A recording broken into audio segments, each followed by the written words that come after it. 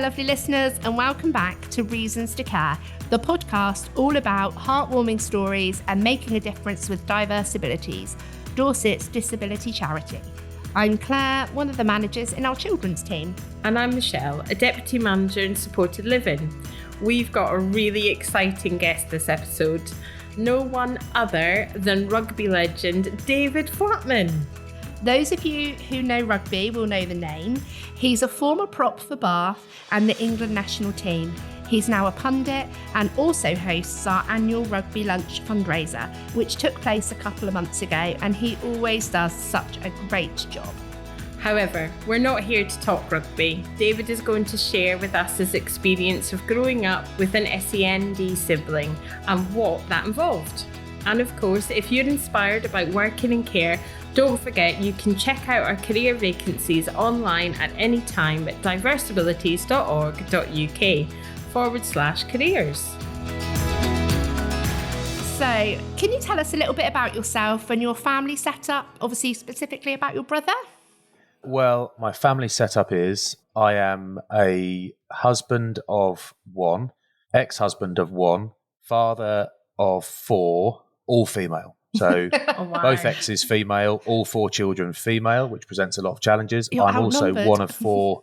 one of four siblings and two sisters and a brother. And my brother has Down syndrome and cerebral palsy, as well as probably what you might call a few other bits and bobs. But yeah, great bloke, adored by all, very happily lived with mum and dad since he was born in 86, and he's only just, in real terms, pretty recently started spending a few nights a week away, basically in what you'd call accommodation, but really it's not it's a lovely house that was purpose built for this, where two clients, one of whom is my brother, live with two carers, and they're not chopping and changing all the time, and the carers live in full time, so he builds up a real relationship there. And my parents have tried lots of things over the years for his benefit, not for theirs. To be honest, they miss him when he's not there, to be honest. So it's not like, oh, thank God we've got a few days off. It's kind of, I think they're at a point now where they enjoy the free time and they're relaxed about it because they know he's happy. But they've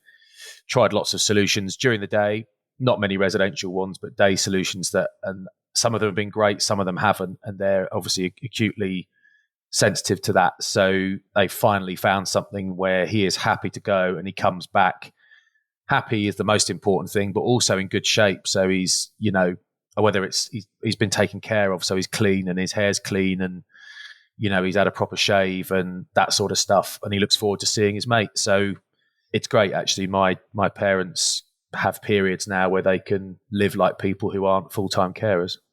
It's so lovely to hear, and it's really interesting. So I'm a sibling. My sister has a disability, and she is mid-40s. I'm not very good with ages. And she's only just moved out, and hearing that, your mum and dad are now starting to experience that, it's exactly the same as my mum. All of a sudden, she's got like this new lease of life, and I thought that she was going to be sat at home pining after Anna, and actually she's just never home. I'm always like, oh, should we do this, mum? No, I'm busy. Should we do that? No, I'm busy.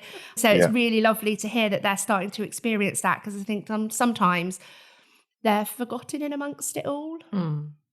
Yeah, my parents are, let me get this right, they're 70, nearly 76 and 80, my mum and dad. Wow. And they are full. My dad's worked until very recently 7 days a week, really, and not 7 days a week. My dad oddly seemed to work non-stop, but was always there. So I just don't think my dad's ever been to sleep. But he was absolutely present. He seemed like present so much, but he's always worked so hard. But my mum has been, full-time, my brother, since he was born, really. That was the only option they were willing to take. So, my mum has done more than half of her life as a carer, so Such it's a as big commitment. of a big fat bloke with Downs who takes a bit of lugging about. He's a good time, but he takes a bit of lugging about. If he doesn't want to get dressed, he ain't getting dressed, mate. Because I can imagine. The old lazy presumptions about people with Downs are they're really affectionate and they're really strong. No, they're true. They are cliches for a reason. So if he doesn't want to get dressed, that's it. He's stubborn. You just have to sit it out. Yeah, because what's mum going to do about it? She can encourage him, but he does what he wants, mate. So he's the alpha. He's the alpha gorilla in that house. He runs rules a show. the roost. Yeah, they're all picking nits off his back. If he was a gorilla, they'd be picking nits off him in the jungle. He's the boss. What can I ask? What's the age difference between you and your brother? 6 years. Oh, he's 6 years younger. Sorry. So you remember? So I have an older sister, and he was the last one. He was the last one of 4. Why? We often joke in our family, and I'm sure I can make these jokes on this podcast. We often joke, if it had come second, they'd have had 2. You don't go again after you've had one of those. So we always joke about how we're like, he's absolutely the favourite. He's everyone's favourite, including mum and dad's, and rightly so, and ours as well. But, I don't quite know how you'd look after 2 children like my brother. I mean, the amount of effort it takes on a daily basis is... I've never heard my parents ever bemoan it, even once. I've never even heard them sigh about it. They have stresses in their life like everyone else does, but that is just not one of them. So it's a bit like, when he went to school and this centre and that centre, and I'd be back every now and again and I'd go and pick him up, and you spend half an hour there and you think these people that work here are amazing. My parents are in that bracket. You just think, thank God he landed in our house, because never crossed their mind that he's a burden. He's just... It's just what you do. Well, it's just your mate, isn't he? It's just, that's it. You just crack on and that's what you do. Yeah. Yeah, and bridge any sort of difficulties that he might have in life. Yeah, I mean, there's different degrees, right? So people always say, my brother's got Downs. They say, not always. Lots of people do.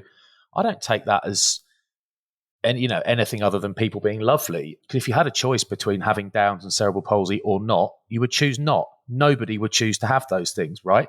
But my brother isn't like, I've got a friend who had a car accident. A friend's brother had a car accident when he was 17 and has never walked since, so he's been wheelchair bound since. So that for me is a version of a tragedy. That's incredibly sad.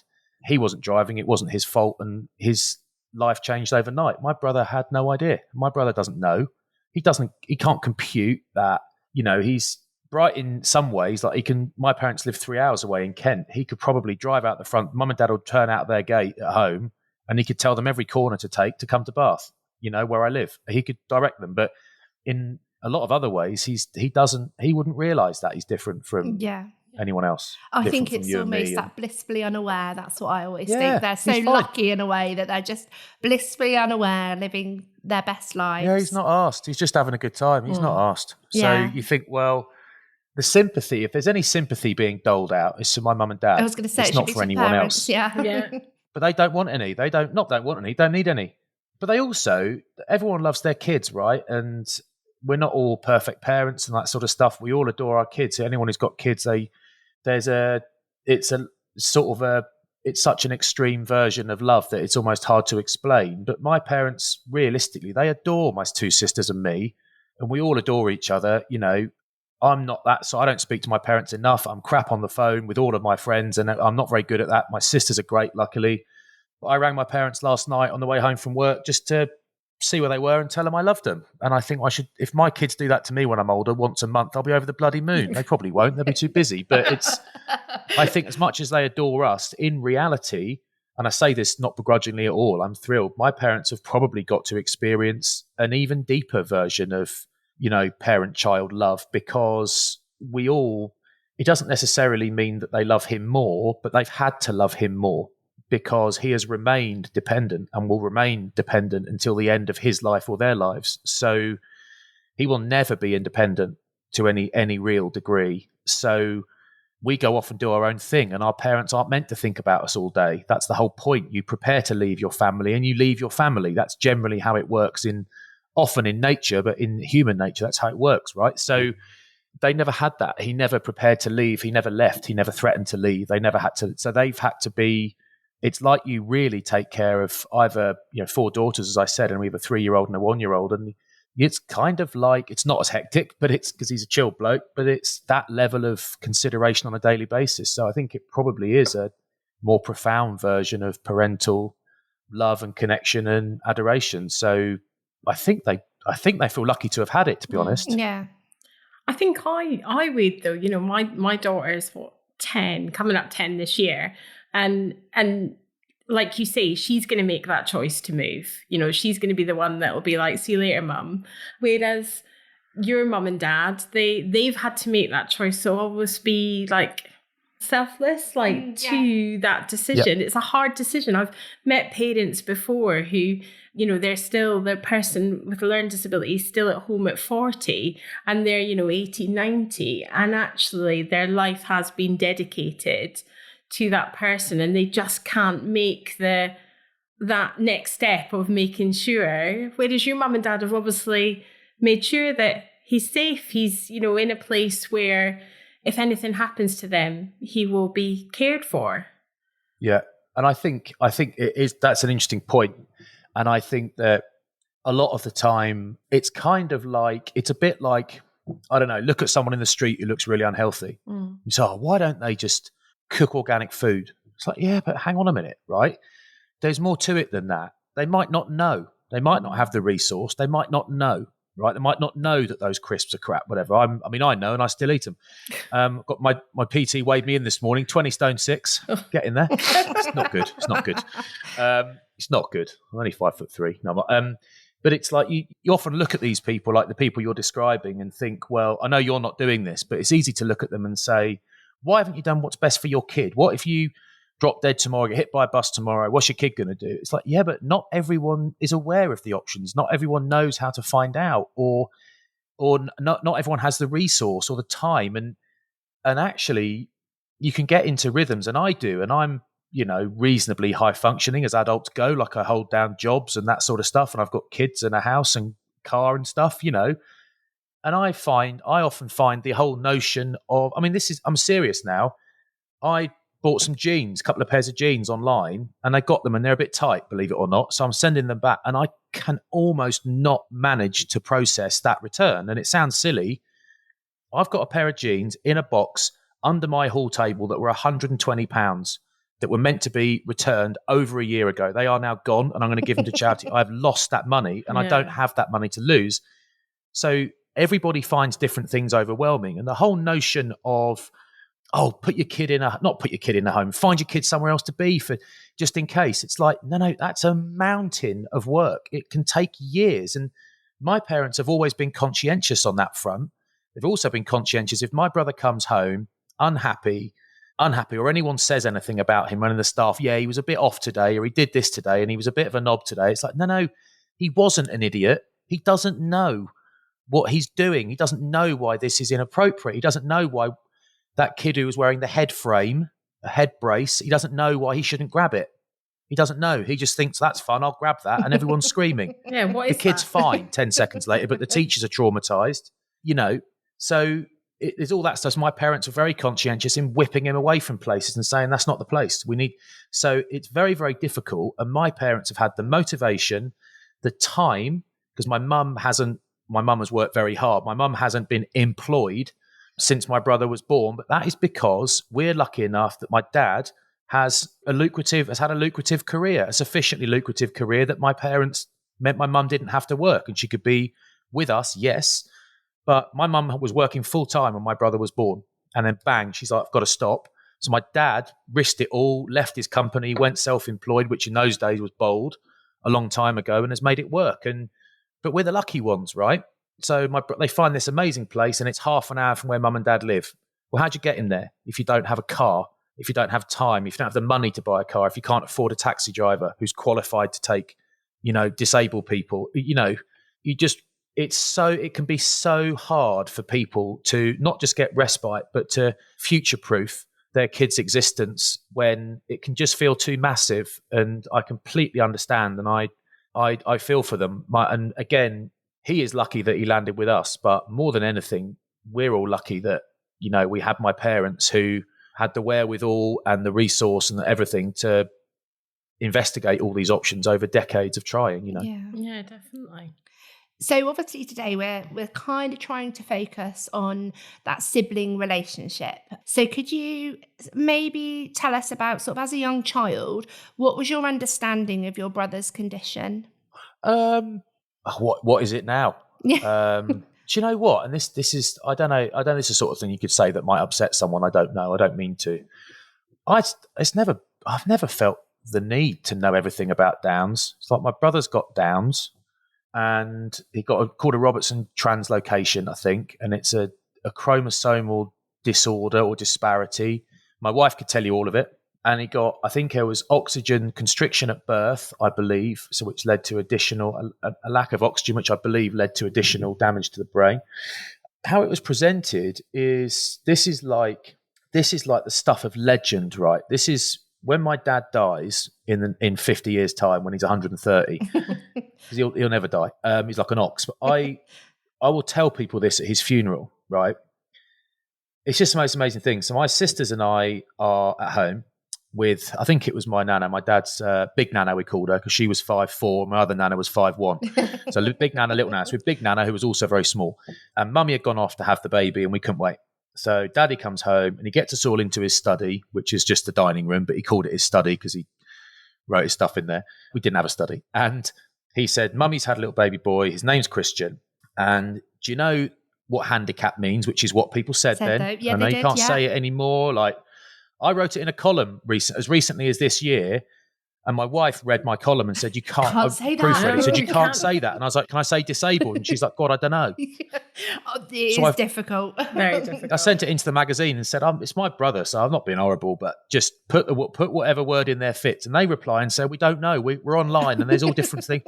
Can we just say he's got?" I was like, "Yeah, fine. Do what you need to." I've obviously upset, I don't mean to upset anybody, and I pride myself on not being completely ignorant on those things, but that one had passed me by. But guess what? Your brother is handicapped. He's got something called Down syndrome. It passed us by. I was only 6. We were 8, 6, and 5 at this point. And he's got a handicapped brother, and he's very handicapped, but he's going to need a lot of care. He's going to need everyone to take care of him, maybe forever. But can you imagine what it'd be like for a little baby like that if he arrived in a family that didn't want to take care of him and didn't want him? Thank God he's landed in our family and we get to take care of him. Aren't we lucky? We're like, we couldn't wait, mate. Oh, is like, that we couldn't wait. We're like, get us to the hospital, mate. Let me hold him. And I remember holding him thinking, God, he's heavy. And I said something like, this could be a complete false memory, because, the human memory is actually not a very sophisticated bit of kit. It's not very reliable. It's like, my memory is I held him and I said, God, it's heavy. It's heavy. And I something along the lines of, a handicapped kid's more heavy, because I thought it was going to be light as a feather. And God, he's heavy. My dad's like, I don't think they are, mate. No. If anything, there's not a lot of calf development there, so he's probably saving a bit of weight. But and I'd get him in his pushchair and show him off, like around the estate, like opposite where we lived. And it's like, it didn't cross our minds to be embarrassed or not to tell people. It was kind of, we weren't legends for being okay with it. It was never ever a thing. Like, it was just the way it was. Yeah, it's the way it was. And yeah. Yeah. So I don't ever remember anyone telling me that my sister was disabled, although she very clearly was. I don't ever remember having that conversation. Anna was just Anna, and that's just the way it was. And it wasn't until I had my children, and I think my son was maybe about 7, and he said to my mum, he said, "Is Anna an adult or a child?" And my mum was like, "She's an adult." And he turned around and said, "Well, it's about time she acted like one." And we were all just sat around the dinner table laughing, because we were like, "He's got a point." Yeah. It's about time she grew up. Hang on a minute. But grow up, mate. That's your age. Yeah, but we just never kind of felt the need, I guess, ever to have that conversation. She just is the way she is. I'd answer questions if I needed to, but I never felt like I needed to present her as look, she is disabled. Yeah. It's like, it's just, he was just the cutest little thing. Like, not cute anymore, mind. No, but he was the cutest little boy. And like, in a way, I think we even recognised then that my little sister, who's young, she was incredibly cute. And even as little kids, we knew that she was incredibly cute and beautiful and quite like perfect little angel, little cherub. And my older sister and I were a bit more probably loud and a bit more dominant and whatever. But my brother came along and it was so cute. And the fact that we had to carry him everywhere until he became too heavy to carry because he couldn't walk, because we carried him everywhere. Weirdly, they retain a baby-like quality in your mind, I think, for longer than otherwise. So we have a 1-year-old, my wife and I have a 1-year-old, and she's just started walking. Literally in the last week, she started toddling. And but we still carry her most places, but you do even immediately find yourself carrying her less. So we carried my brother for 10 years, 12 years, Wow. So they sort of stay a baby a bit, don't they? Yeah. And how about now? How's your relationship with your brother now that you're older? Obviously not in the family home. I don't like him anymore.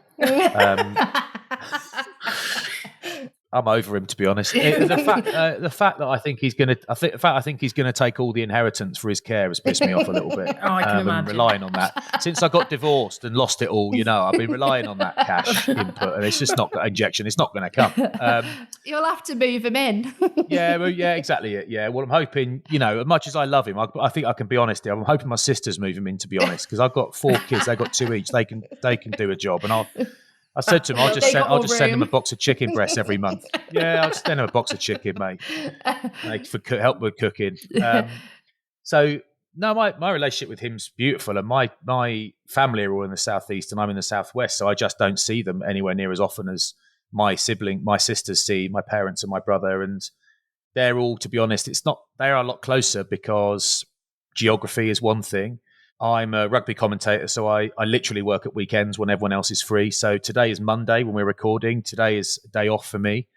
So today is my Sunday, really. And, everyone else is at work and everyone's doing stuff. So it's an antisocial way to live a lot of the time if your family live any distance away. That's the truth of it. But also in personality terms, I'm just, there's a lot of love in me, but I am just not someone who will ever keep really, what would you call it? Sort of, I couldn't have daily contact with anybody. I just need more space than that. I'm not consistent enough to do that. So yes, I speak to my wife every day and my kids every day, that sort of stuff. But outside of my building, if I'm away for a week, I don't love my wife any less if we don't speak for 24 hours, but that's not an option because she needs to, and that's fine.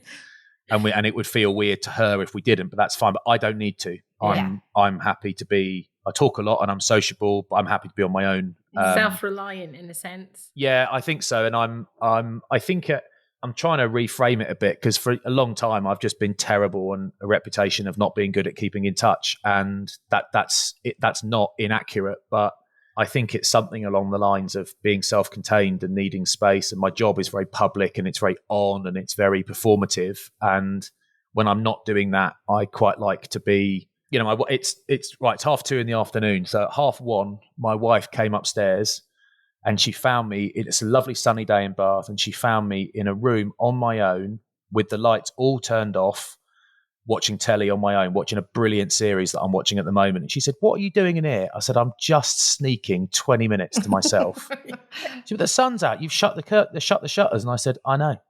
I said, "I'm perfectly happy. You can come in if you want. Come in, but or don't you can talk leave me to to me. it." Don't talk. And she just says, "Fine, enjoy. See you after."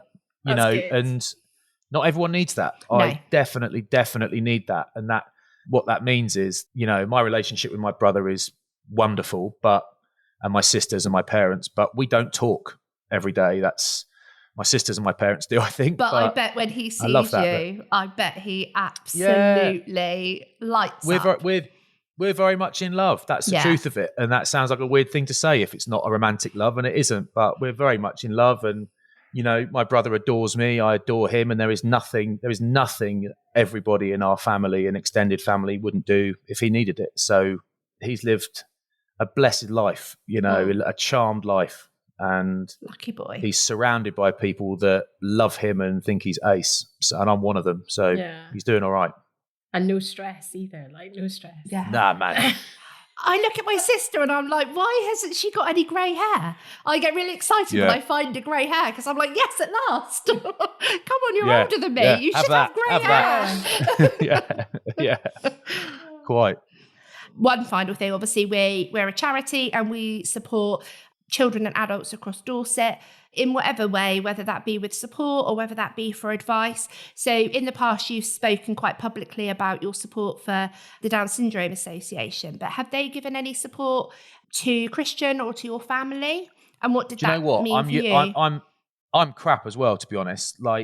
It's important not to come on here and make out like I'm the greatest patron that ever lived and I'm non-stop working. I am, as I said, inconsistent, and hilariously, my wife rolls her eyes whenever I say this, but my daughter, my 14-year-old, my ex-wife was adamant that she had ADHD and she needed testing, and if she had it, medicating. And I rolled my eyes for about a year at 6 months of this and said, oh, everyone's got ADHD, mate. Everyone's got to lay all that stuff. And she's like, I'm telling you, I'm right. I've read this book. Read this book. So I read this book and I'm like, oh my God, you are right. And oh my God, I've got it too. And she's like, yes, so have I. So all three of us now, I got diagnosed and they said, you're not even borderline, mate. You really? like, so Wow. yeah, there are things where I need to be ADHD, like for my job, and it can be really helpful to me. But at the same time, things like, there are a couple of charities nearby that I love in Bath, friends charities of the old rugby club I played for here in Bath and all that stuff. And I'm very happy to do whatever anyone wants me to do. But when they say, could you be a trustee? I actually say no. And it's not because I don't care. It's because I know that I will forget. I know that I will underdeliver. And the thought of letting letting people down is literally what motivated me for my entire career as a professional sportsman. So anytime I ever played well was through a fear of letting my mates down. That was my sole motivation. It wasn't money. It wasn't success, adoration, victory. It wasn't even victory. It was just don't be the guy that lets people down. And I still fear it now. So with the Down Syndrome Association, I find myself doing things like every now and again, I'll get paid for something I didn't expect to get paid for. And it might not be much, or, I went to a thing recently and this bloke said, oh, can you come on our podcast? I said, oh, sure, mate. And as I was leaving, he gave me an envelope. He said, a little treat for you. And I thought, cool, nice one, mate. That'll be a voucher, for a dinner or something. That'd be nice. And I got home and it was a few quid in an envelope. And I thought I didn't need, so I gave that to the Down Syndrome Association. And it's like, doesn't make me a hero. It's just that is guilt really for just being crap. And then a lot of people assuming that I do more than I do. And I actually got an email from them, and which I need to reply to, but I've got ADHD, so that's my excuse. But in terms of has my brother benefited over the years, he has attended the odd thing, and they have been where he was and all that. But actually, I think all kids and adults can benefit from the Down Syndrome Association and from diverse abilities. But actually, I don't know if this is something you think is correct or not, but it's like my brother has such a happy, full life that there is the odd time where it's great for him to go and do this via a charity and courtesy of a charity. But actually, there are lots of families with kids with Downs, or that you guys deal with at Diverse Abilities, where they get no chance to do anything together. So one of the great things I think you guys do is give families a day out. I mean, anything, give families a day out. And you think, well, my brother has about 4 days out a week, mate. He's always out. At Christmas, he's in the front of Dad's motor. They're going up to see the Christmas lights and dropping Mum off at Harrods. Do you know what I mean? Like he's not stuck indoors. So he doesn't go a day without an outing with either one or both of my parents. Doesn't go a day. So it's almost like your resource is better left for people that really need it. That's how we've always sort of thought of it. We don't need it. There's certain stuff we love, and it's a bonus when it comes.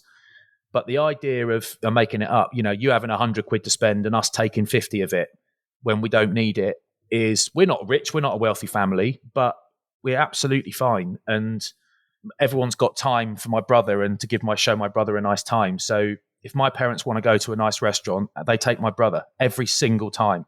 He's eaten everywhere, mate.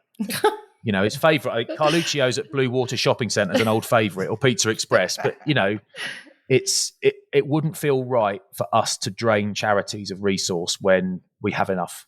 That's how I've kind of I think viewed sometimes though it's not just about maybe what you take, it's about the fact that you're just talking about them and putting it out there so that other people who maybe have a child with Down syndrome, who may be struggling, realize there is another like option, there is another way, there's another.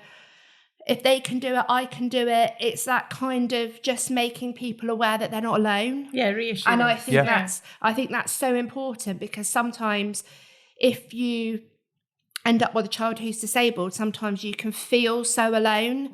And knowing that there are other people out there, knowing that there are places you can reach out to, or stories you can read, I think that's really important for families to know that they're not so lonely. And that if they can do it, then so can I. Yeah, I think it's a really good point. And I think, now and again, like I won't go home or whatever, and I've got Instagram like an Instagram account and that sort of stuff. And I use it for bugger all, like the odd rugby bit, barbecuing, cars. Like, there's no structure to it. I'm not trying to gain followers. I'm not really bothered. But if I ever take a picture of my brother, my brother has always been the most liked things I've ever done. So I always say to him, "You're good for likes, mate. Yeah. Get a quick photo, mate. You're good for likes. You're good for my profile. Now get out of it. Get out of my sight." Unfortunately, I restored or had restored an old Land Rover, and I made this old Land Rover that was a knackered old shell. I've made it into a really cool Land Rover now.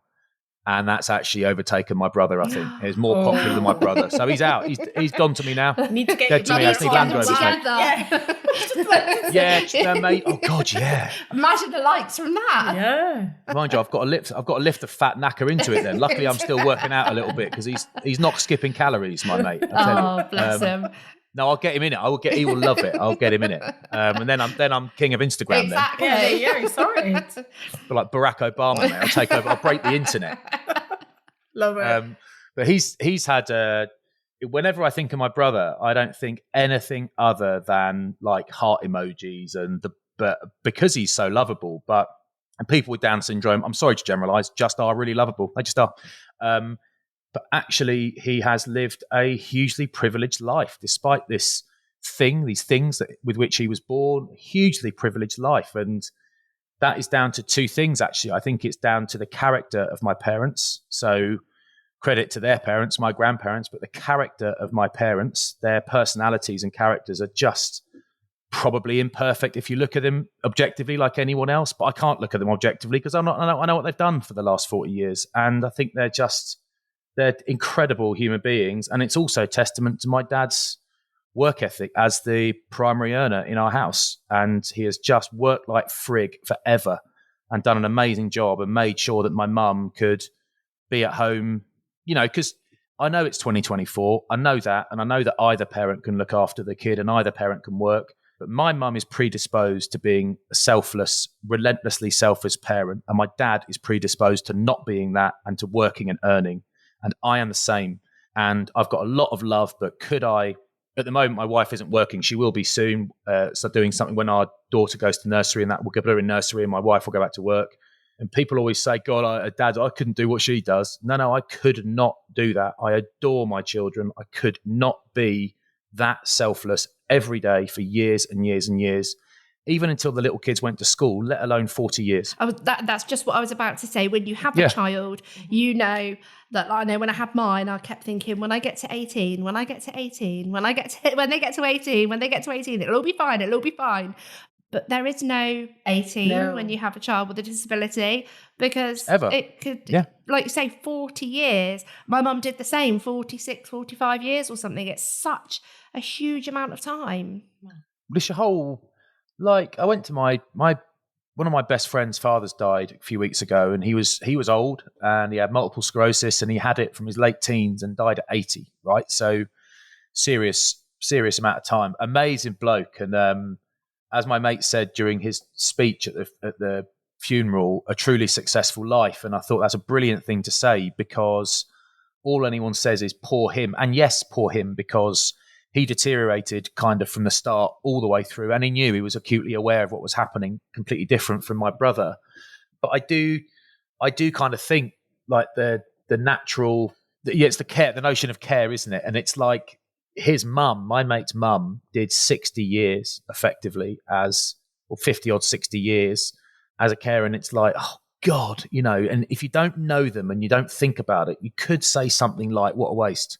But she says, no, it wasn't, because he's my best friend and my true love, So it's like, where else would I be? Like, if my wife was diagnosed with something and she was struggling, where else in the world would I be than next to her or one of my children? There's nowhere else on the planet, Take me to Dubai and give me £1 billion in a penthouse. Not interested, mate. I want to be there.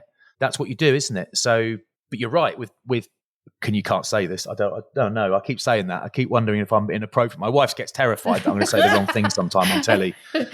But when I was a kid, they were handicapped, which you can't say now, which is great, disabled. And if you weren't, you were normal. That's what you said, normal kid. Yeah. When you got normal kids, it's like I went to private school for sixth form, And I was the only one of my mates ever to go to private school. I was the only one of my family ever to go to private school. And I went for 2 years because I was a rugby jock. I was desperate to play rugby and all that. And my parents somehow found the money to send me to private school for 2 years in London. And it changed my life. And I'm not doing that whole pro or anti-private school thing. That school, for me, was an amazing fit. And the ones that went before it, they weren't a great fit. But we used to call it posh school. It's the same thing. It's like posh school and normal school. Yeah. And you're like, well, I still call it that now. And you can't say that. I was, oh, sorry. But it's like, when you're a normal kid, you, at 4 years old, they're off to school. So you get 6 hours a day minimum, unless they're at posh school, which is one of the benefits, by the way, is they're at school for like 8.5 hours a day. Missed out. You just got to sell your limbs to send them there. Plus VAT.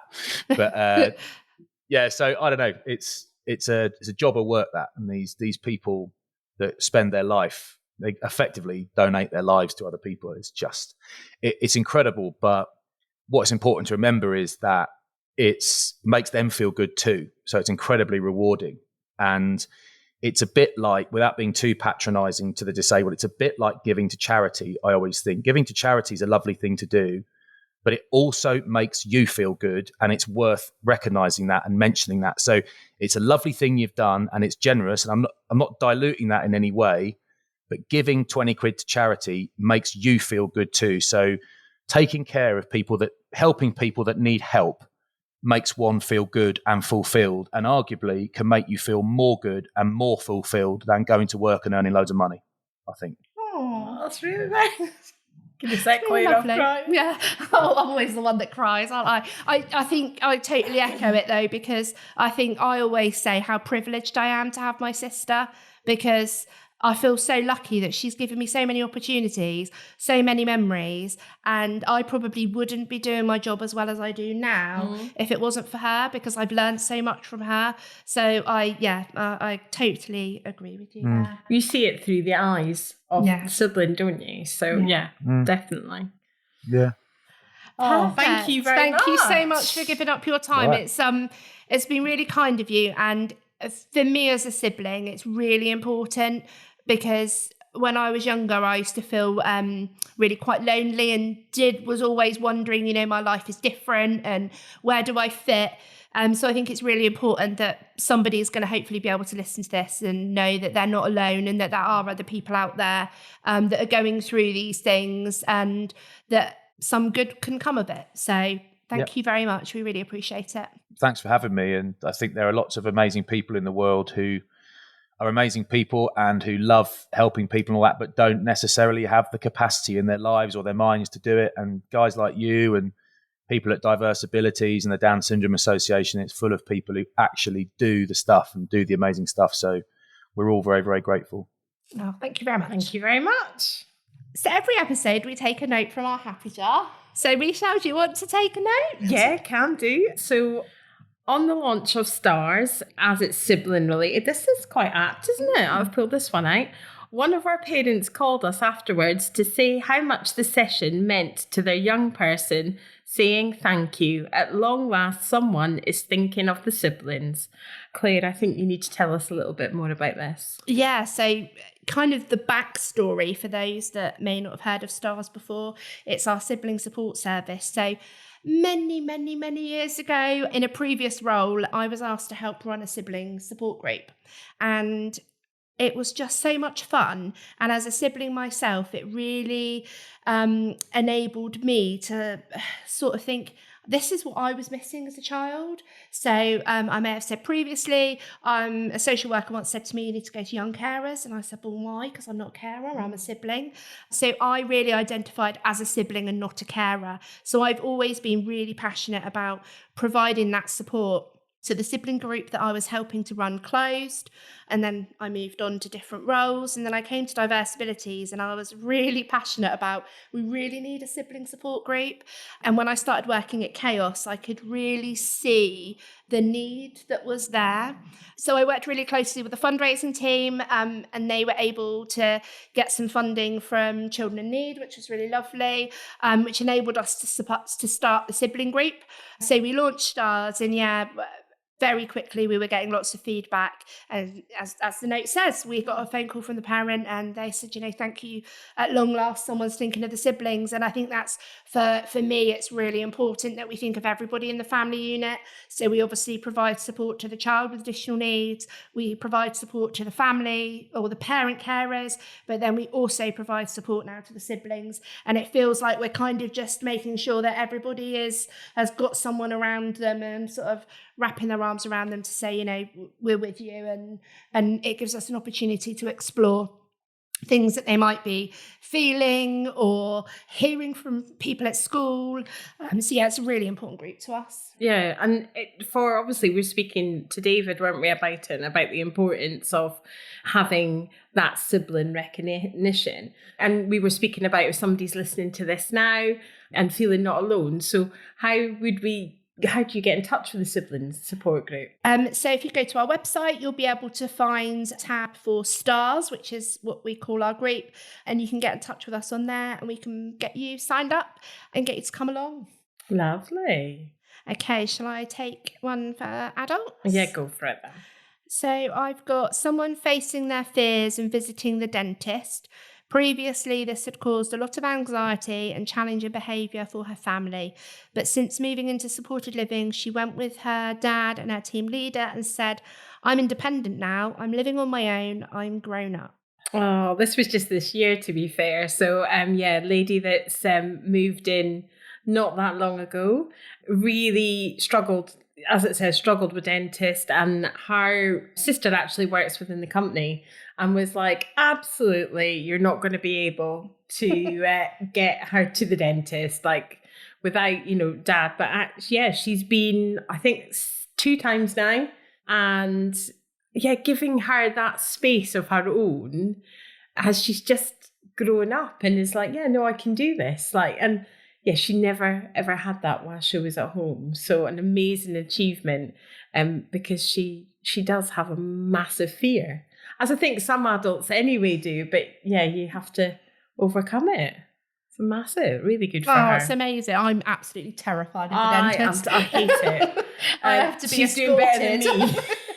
I have to be escorted and shut in the room so that I can't leave. Yeah, definitely. But that's amazing, isn't it? That it's given her the independence to feel that, that she can go along. And it's a much more positive experience for her, because hopefully she'll just keep building from that. Yeah, I hope so. Definitely. So every episode, Claire, obviously we have a myth. And I think this myth is very apt for this episode. Definitely. So being a SEND sibling means you miss out on a normal childhood. I think you and David have flattened that completely this episode. It's really difficult for me because it's back to that word normal again. I know. As in, what's normal? Because I'm sure my childhood was different to your childhood, different to, even if you put 10 SEND siblings in a room, all their childhoods are going to be different. Yeah. So how do you say what is and what isn't normal? Mm-hmm. Somebody interestingly said to me last week, have you ever thought about what your childhood would have been like if Anna hadn't been disabled? And I was completely stunned. And I said, never thought about it. I have literally never, ever thought about how my life would have been different, because that was just my life. That was just, Anna was the way she was. Our family dynamic was the way it was. Life was just the way it was. I've never, ever thought about what it would have looked like had it been different. And I found it really, really hard to do. She was like, close your eyes and visualize. And I was like, but I literally can't, because that wasn't my life. No. So I find it, really difficult. Obviously, I did miss out on a lot of things that I couldn't do because we couldn't do it with Anna. Yeah. But then equally, it was always very, very much drummed into me as a child. I got to do loads of things because of Anna. Yeah. So I always wanted to go to Disneyland. I was like, I want to go to Disney. Every year I wrote to Father Christmas.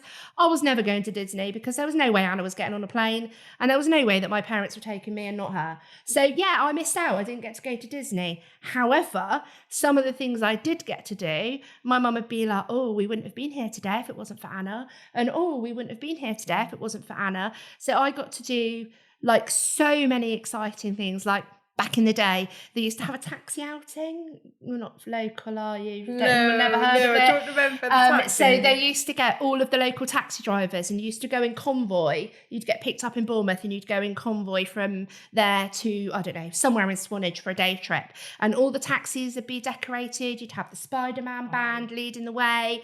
And like, we used to go every year, and we were on the news one year because Anna was dancing with the Spider-Man band. And Mum was like, you wouldn't have done this if it wasn't for Anna. So it was always really drummed into me that I got so much because of her. I don't think I ever really thought that much about what I didn't get because of her, if that makes sense. Yeah, I'm pretty jealous of your childhood right now. I mean, I didn't have an SEN child in my family, but I lived on a farm. Oh, so I love that. I lived on a farm, and if any of my friends came to see me, they all still say now that my dad would pay them in pound notes to pick potatoes. So, you know, I didn't get to do fun things like Spider-Man van or Swanage or anything like that. It was literally in the fields. So, I'm pretty jealous of your... And I think that's why it comes back to what is normal, because actually we all live our own different... everyone's normal is different. Exactly. Yeah, I missed out, but equally I gained loads, so... I think you gained way more. It was just different. Yeah. Well, I think we might have busted them out. Yeah, definitely. Wow, what a fun episode that was. Our first famous guest. Wasn't David great fun? Definitely, really, really good fun. Well, lovely listeners, the next time we're with you, it will be the lead up to Christmas. So we'll have lots of lovely tales from across all of our services. Oh, I love Christmas. I can't wait. I'm really looking forward to sharing loads of festive memories with you all. Thank you for joining us on this episode of Reasons to Care, the podcast from Diverse Abilities, Dorset's disability charity, all about what it means to work in care. We'll be back again with you soon, so make sure you subscribe for updates. But in the meantime, don't forget to follow Diverse Abilities on social media. Check out our vacancies at diverseabilities.org.uk/careers. And we'd love it if you could leave a review if you've enjoyed this episode. Speak to you soon. Bye.